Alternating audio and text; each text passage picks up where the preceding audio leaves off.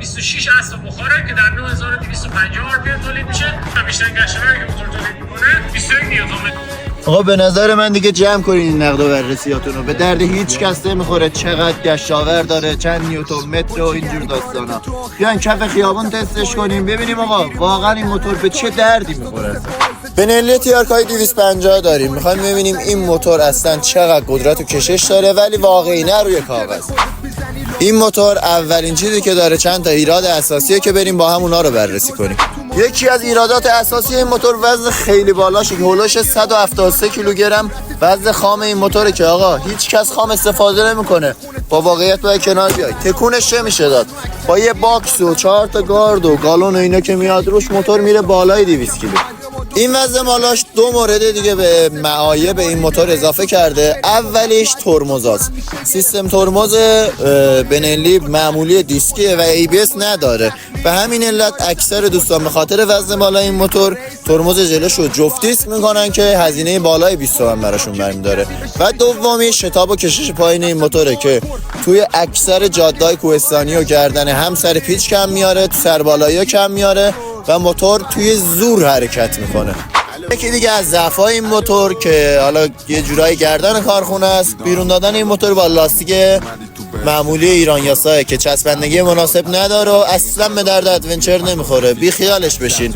و هولوش 15 الا به بالا هزینه داره که یه جفت لاستیک آفرودی و یا هر چیز دیگه از یه برند خارجی مثل شینکو بندازید. دو تا دیگه از مشکلات و ایراد فنی که این موتور داره، اولیش نور خیلی ضعیفه که توی بنلی استفاده شده. چراغاش با اینکه لنز دارن ولی نور کافی رو نمیدن و باز با یه هزینه 2 الی 3 میلیون به بالا باید براش پروژکتور تهیه کنیم. نوع طراحی زین موتور زیاد مناسب ادونچر نیست، توی مسیرهای طولانی اذیت میکنه. با توجه به تجربه کوچیکی خودمون داشتیم خیلی خسته کننده است و حتما باید از دوشک‌های طبی استفاده کنیم که اون هم باز یه هزینه مجزا داره. انجین کم استهلاکی داره ولی یک مورد داره که اگه رعایت نکنین خرجای خیلی بالایی روی دستتون میذاره. این نوع انجین به شدت به روغن حساسه و حتما از روغن با کیفیت مطلوب براش استفاده کنید. و اما نکته آخر، این موتور به شدت لرزش داره و تنها راه حلش تعویض کردن دست موتوراست. با دست موتورایی که توی بازار برای این کار همکار عزیز طراحی کردن که یه هزینه هولوش 2-3 میلیونی براتون داره. و نکته آخر، این موتور مناسب آفرود نیست. یه لحظه رینگاشو بگیر. موتور رینگ اسپورت آقا به درد آفرود نمیخوره. یه خاک مهندسی باش بزنی یا رینگت میخواد کج بشه یا یه جوری موتور بلرزه و بریزه که دیگه داغون بشه.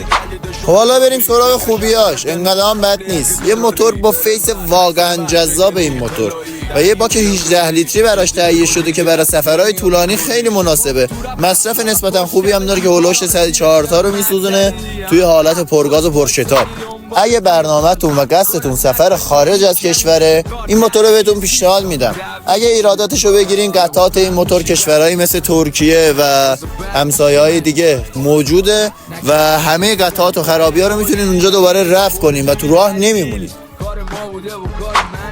شکر خدا این موتور قطعاتش به صورت کامل از سمت شرکت نیکران موتور تامین شده و هیچ ایرادی به قطعات پیدا کردن توی این موتور نمیخورین و یه بازار دست دوم واقعا فوق‌العاده بالا داره.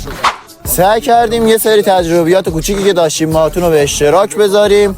ممنون میشم شما هم توی کامنت از تجربیاتتون برامون بگین و اینم بگین بنلی آقا ایتالیایی نیست، چینیه. شما نظرتون چیه؟